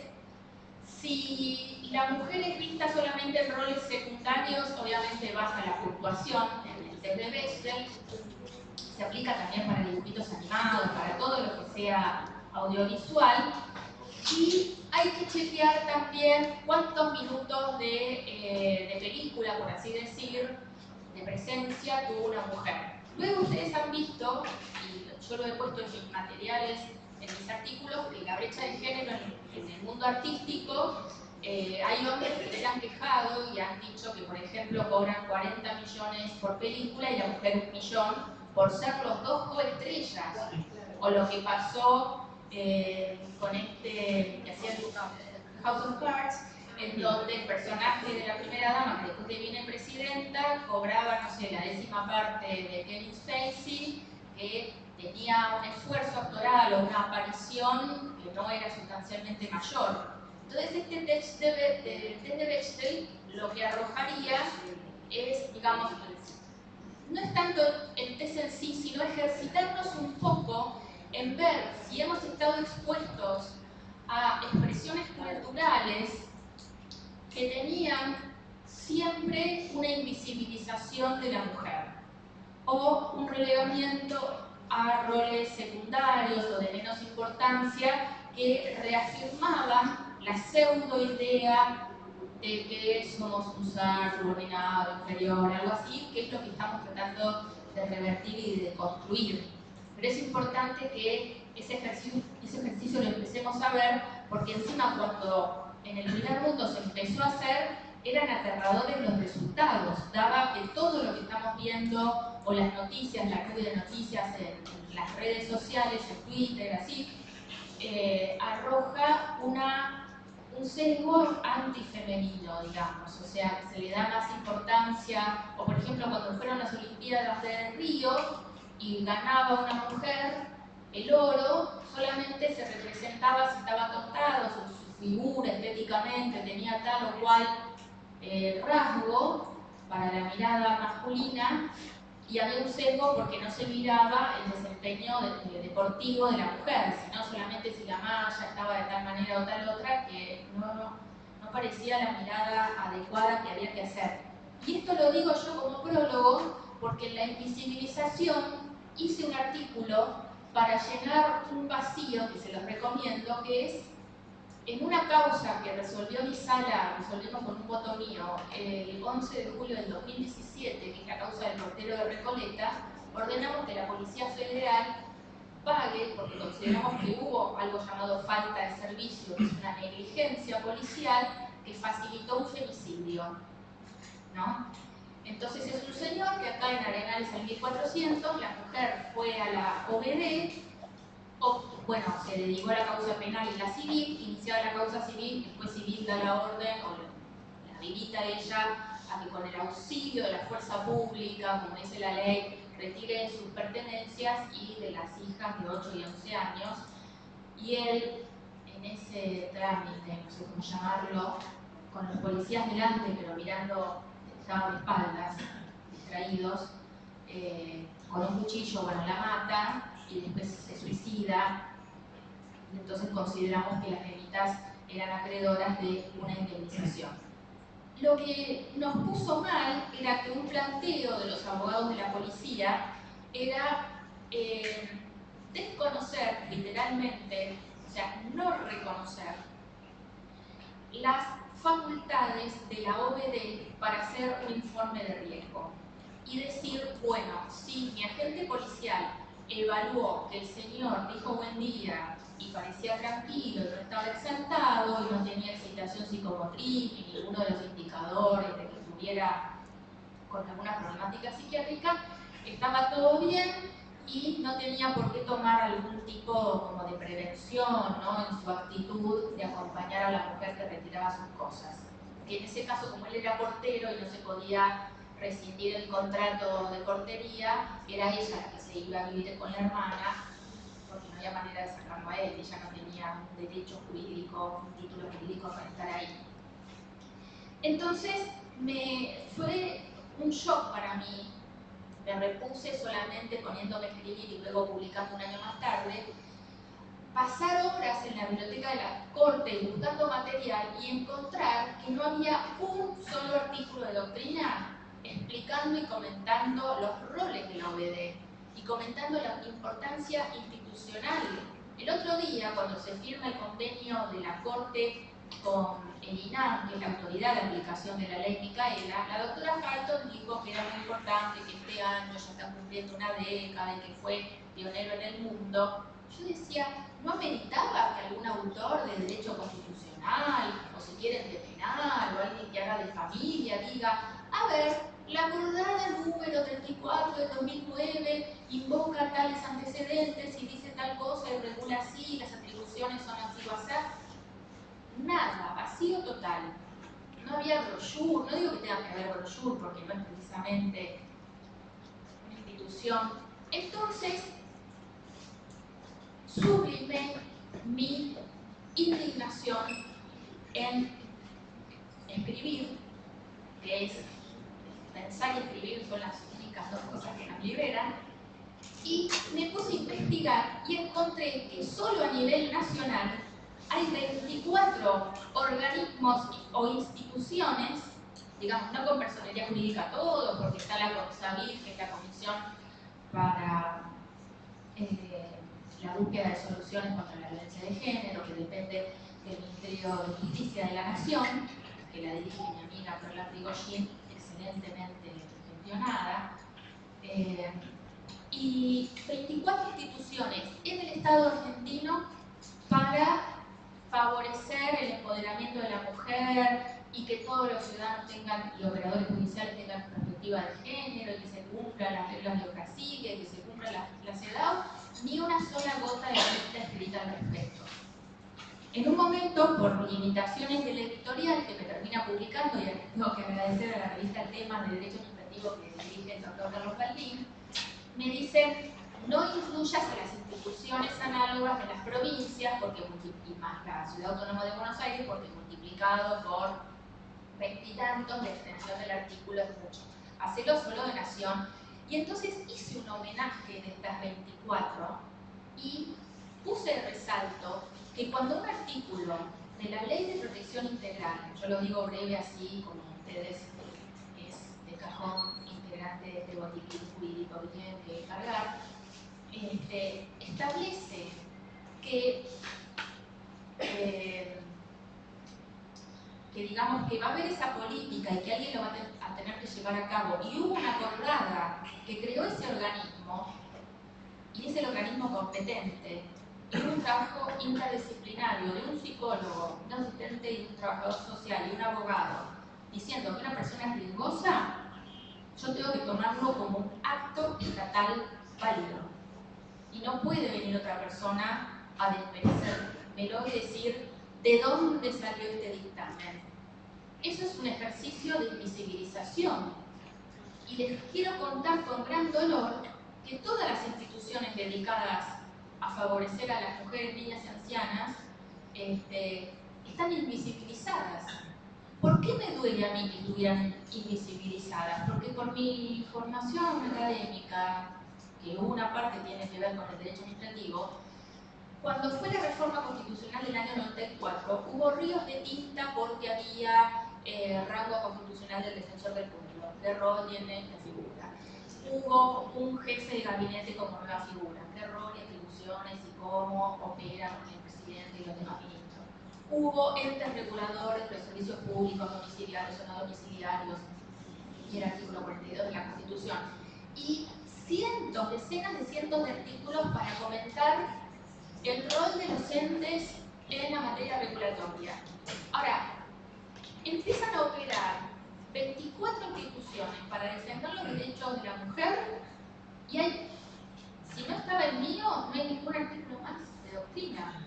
Por eso, en la medida de lo posible, ustedes que tienen que ser protagonistas del cambio, además de reconocer con cierta incomodidad y dolor esta negación, esta invisibilización, tienen que hacer todo lo posible por solucionarla. No les digo hoy, pero pónganse, les pido como compañera, por favor, como meta, escribir algo en donde destaquen y digan qué hace el INAM, qué hace la Dirección de Género del Ministerio de Seguridad, siendo que, según estadísticas oficiales, entre el 21 y el 27% de los femicidios son cometidos con arma de fuego, y el 90% de los que portan arma de fuego son agentes de las fuerzas de seguridad. O sea que esto es un tema que no es una veleidad académica. Hay personas muriendo y otras personas que quedan físicamente vivas y emocionalmente destruidas. Entonces, digamos, merece nuestra atención. O sea, está en nuestras manos desde lo jurisdiccional, pero también apoyar en esta falta de material bibliográfico y de falta de marco teórico, completar lo posible. Ahora, ¿cuál es la dificultad que yo les tengo que confesar en la completitud de este marco teórico? Vamos a arrancar desde el origen y voy a comentar una frase que comenta en uno de sus varios libros, ya no escribe más, María Luisa Balaguer Callejón, tiene muchos apellidos porque es española, es andaluza. María Luisa Balaguer es una experta en igualdad, así se la define según su background académico, pero desde el 2017 es jueza del Tribunal Constitucional de España, o sea, nada menos, ¿no? Pongan María Luisa Balaguer en cualquier motor de búsqueda, van a encontrar muchos videos de ella explicando que es un poema realmente y con un marco teórico impecable. Ella dice en Mujer y Constitución, que es un libro publicado en Madrid hace 12 años, por una editorial española, dice: cuando el feminismo, desde el brazo político y social, pasa a hacer efecto derrame y verterse en un trabajo jurídico y construir marco teórico, se detiene a la puerta, al umbral, y dice: no puedo construir una teoría del Estado ni una teoría del derecho. Y ustedes como abogados, que son la mayoría, y perdón porque es un defecto, pero mejor si tenemos el aporte interdisciplinario de algún compañero que se anotó y era psicólogo, ¿no? Que era psicóloga. Sí, trabajador social. Trabajador social. Habría que ver si la mayoría son abogados. Pero bueno, en abogacía llegamos y en el primer año tenemos una materia que se llama o filosofía del derecho o introducción al derecho, y ahí lo que van a ver son autores europeos, puede ser alemanes, puede ser españoles que tradujeron a los alemanes, o puede ser italianos, según cuánta dificultad tuvieran la traducción, que les van a decir cuál es su concepción del Estado y cuál es su concepción del derecho. Y de ahí deriva todo, porque uno como abogado tiene que entender que el Estado es una persona necesaria, que es la gestor del bien común, o que tiene el monopolio del uso de la fuerza. Hay varias definiciones que todos repetimos sin saber muy claramente qué querían decir, pero hay que decirlas porque si no, no se aprueba el examen. Y entonces lo que el pensamiento feminista de la segunda y casi tercera ola postula, y María Luisa lo vuelca en su libro Mujer y Constitución, es: no vamos a hacer una teoría del Estado, porque el Estado es la manifestación por autonomía de un poder con sesgo patriarcal, vertical, digamos, tiene todas las ñañas y todos los defectos de cuando se define una entidad violenta o con rasgos de posibilidad de ejercer violencia, androcéntrica. Entonces dice: me rehúso a construir una teoría porque sería hablar sobre un objeto de estudio que en su esencia es lo que yo combato, lo que yo niego, lo que yo... No sé qué pensaría, moriría por estar en Madrid, en ese palacio, y ser mosca y escuchar el pensamiento de María Luisa y ver qué opina ahora ella, que es parte de ese Estado, al cual quiso deconstruir, o cómo lo deconstruye sutil y con ingenio todos los días. Hemos visto varios fallos, votos disidentes de ella muy interesantes, pero nosotros como trabajadores de un poder, un órgano del Estado, difícilmente podremos adscribir a una teoría del derecho o una teoría del Estado que no implique reconocer al Estado. Dicho esto, traducido al castellano, no podemos tener un anarquismo sistémico conceptual. Si alguien lo puede tener, digamos, sería otro pensador, podría ser un abogado de otra entidad, pero no nosotros, porque tenemos una opción de vida y nuestro trabajo, al menos como lo concibo yo y como lo veo varias compañeras y compañeros, no es que nos da lo mismo estar en la profesión, elegimos esto. Entonces tenemos que concebir un Estado lo más ecuánime posible. Y ese desafío que estaba siendo aplicado por una rama del feminismo, como gracias a Dios tiene más de 20 ramas ya del feminismo, yo creo, y lo hacemos en vida y en práctica todos los días, que es posible postular una versión digerible y procedal de un Estado que no sea patriarcal, cuyos rasgos yo he tratado de construir en la personificación de las pautas típicas del liderazgo femenino, que son la horizontalidad, o sea, huir del verticalismo ultranza o de la jerarquía. La no territorialidad, la creación de relaciones intersubjetivas, humanas, de no necesariamente conflicto, sino haciendo hincapié en lo que más nos une.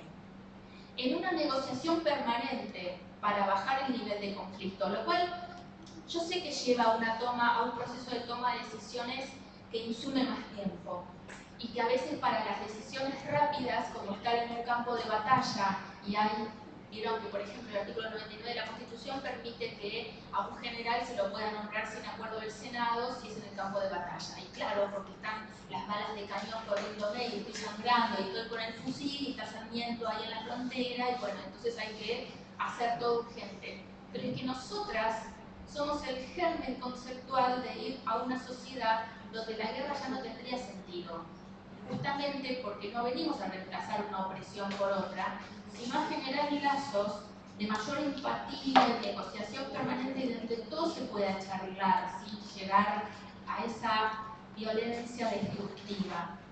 O sea, lo que yo valoro, y no voy a recriminar a ningún Estado por no haber llegado, pero sí es criticable no dar los pasos intermedios para acercarse a eso. Es como la gente que me dice, Claudia, te tengo que confesar, me falta mucho no de construir, digo, tranquilo tampoco. Pero valoro que se levanten a la mañana repasando ese botiquín de construcción y que nos acerquemos un poco más. Y mañana estaré mejor que ayer y así sucesivamente. Entonces, lo que yo postulé y me colgué conceptualmente del modelo interamericano, la ley modelo de desaparición, digamos, de contención de la violencia política contra las mujeres, que es muy necesaria en México, muy necesaria en Centroamérica, muy necesaria en Colombia, en donde a la mujer, por querer saltar a la palestra política, es silenciada por modos violentos, es asesinada, las periodistas, bueno, pasan cosas que tienen un voltaje mayor que acá y que dificultan o disuaden. Acá es más sutil, es reuniones políticas a las 3 de la mañana, entonces la mujer que tiene tareas de cuidado no lo puede hacer.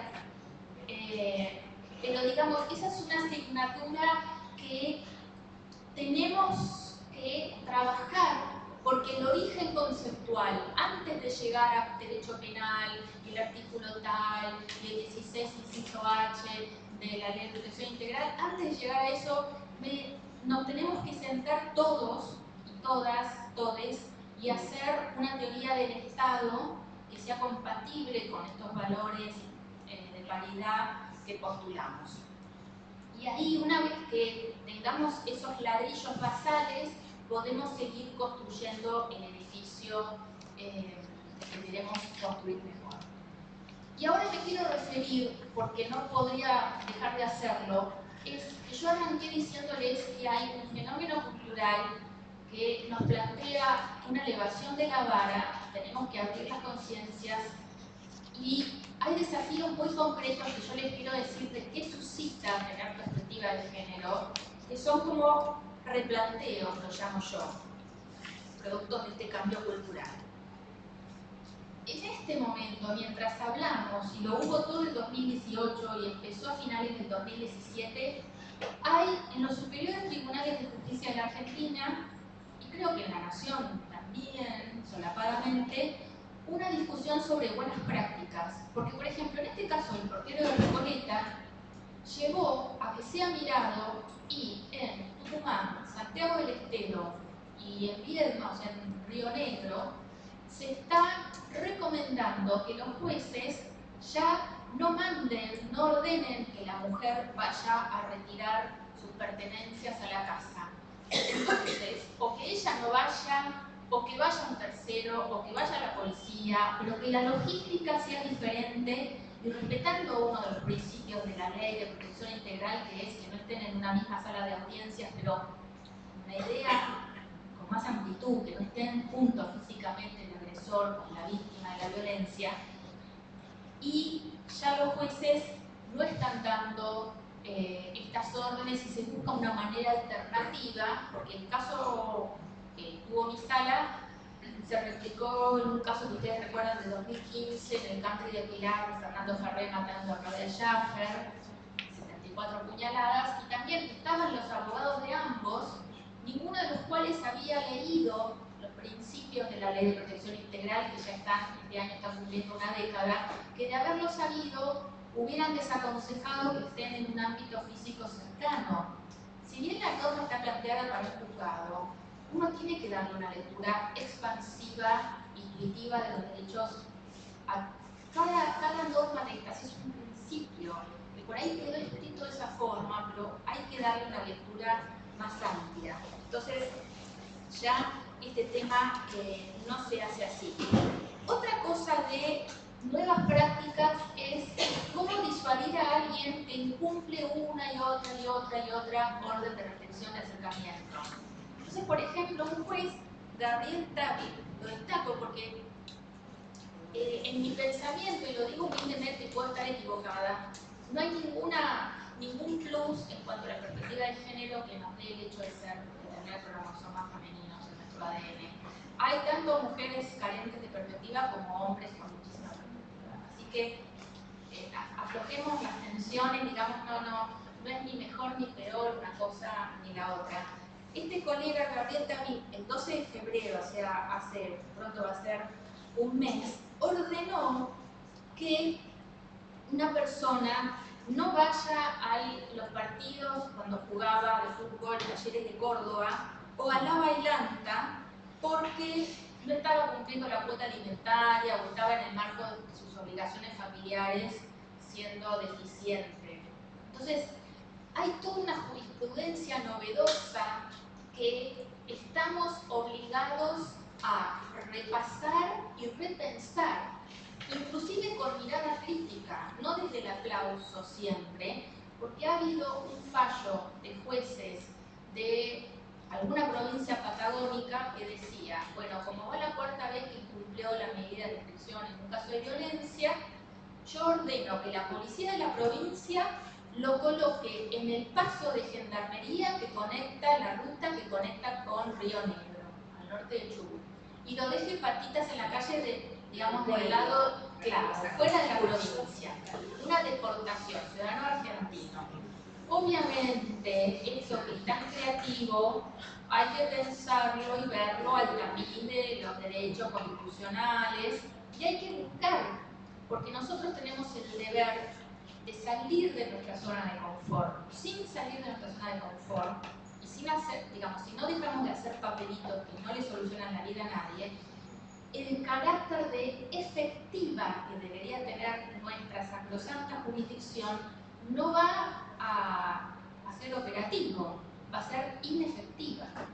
Y uno, cuando tiene vocación judicial, no le gusta hacer papelitos que sean inefectivos. Entonces, tomemos estos ejemplos jurisprudenciales como una manera de pensar nosotros entre todos, porque muchas veces el juez piensa en total soledad.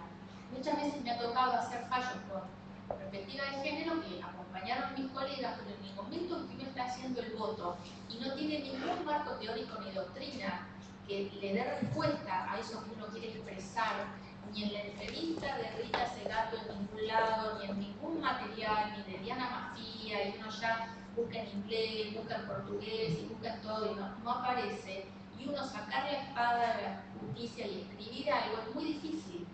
Entonces, sin estas usinas de decir, le voy a preguntar a fulana que me pareció que puede ayudar, o Mengano está con la misma problemática que yo, porque también tenemos que ser, la jurisprudencia tiene mucho de juris, pero también de prudencia. Debemos ser muy equilibrados, si predicamos balance en la paridad de género en la sociedad, también tenemos que ser balanceados en el criterio y que no en una efusividad de entusiasmo hagamos una solución jurisprudencial que después nos critiquen con razón por haber hecho algo digamos, poco feliz. Y yo yo ya un poco quisiera terminar y decirles, y quiero hablar de dos figuras que para mí son dos maestras. Una es Ángeles Varelo de Burundarena, que es la asesora general tutelar de la ciudad, que es una persona que hoy a la mañana nos teníamos que tomar un café para organizar una vigilia por el 8M que hacemos desde mañana, donde hacemos un café con Eva Gilberti.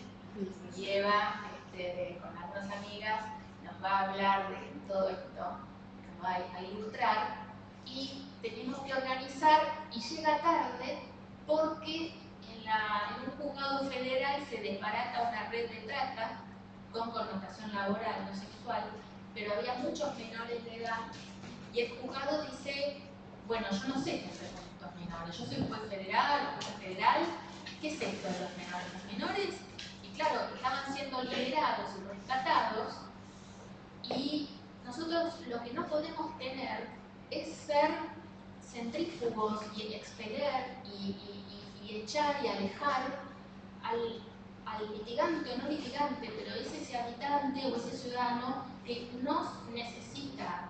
Sus derechos y su vida dependen de que le demos una respuesta.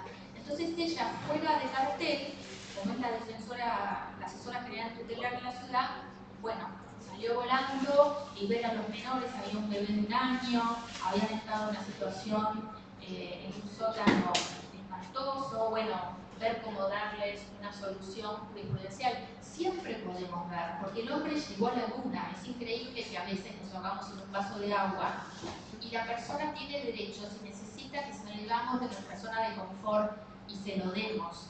Y toda esa concepción del rol estricto, decir, no, a mí me nombraron no sé qué contencioso que yo hago acá. No, eso hizo crisis y la sociedad nos está pidiendo que respondamos de una manera más comprometida.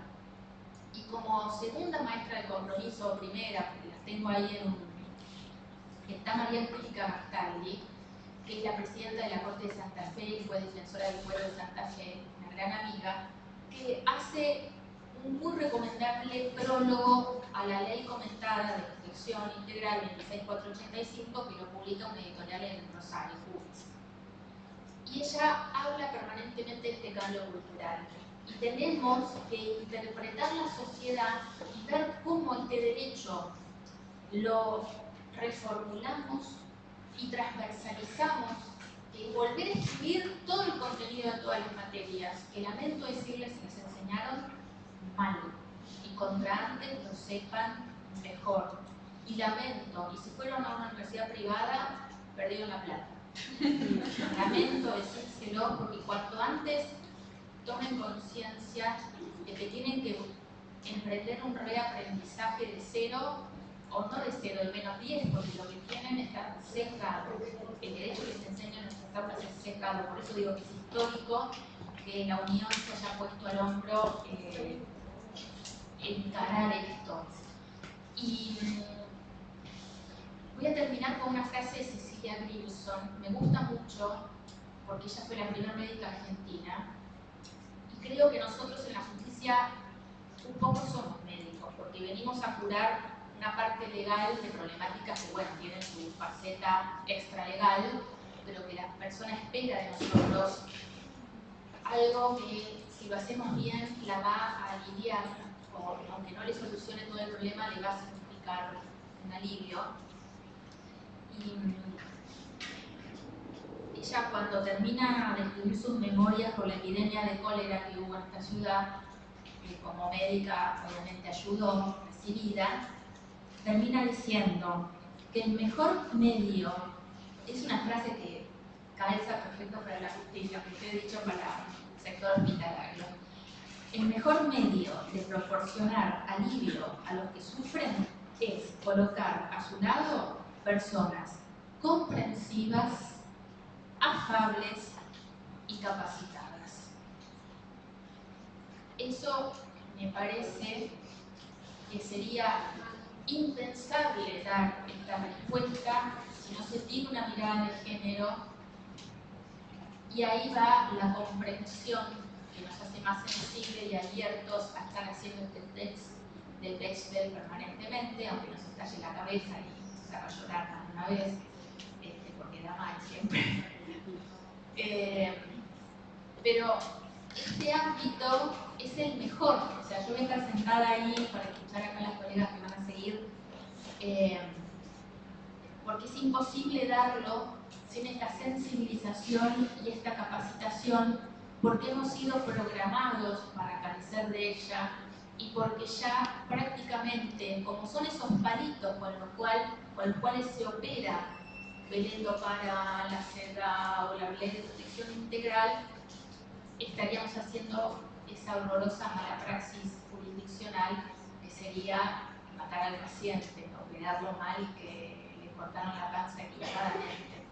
Así que con esta idea termino. Lo que pretendí dar es simplemente una idea transversal del desafío que en todos los fueros que integran la justicia nacional y provinciales tenemos de repensar nuestro rol y que tuvo una falencia y un costado tremendamente flojo y un músculo que tenemos que robustecer y digamos, fortalecer por el bien de toda la sociedad.